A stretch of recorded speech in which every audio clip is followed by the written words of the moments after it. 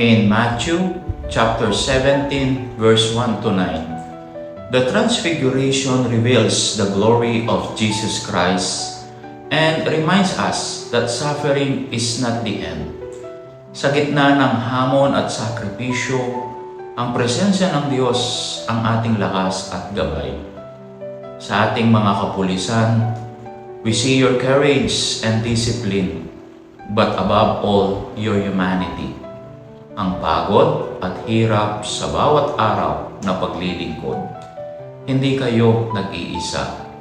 Kasama ninyo ang Diyos at ang community na nagpapahalaga sa inyong sakripisyo. Every right decision, every life you protect, that is your life in service. At sa panghuli, ano po ang hamon sa atin bilang komunidad?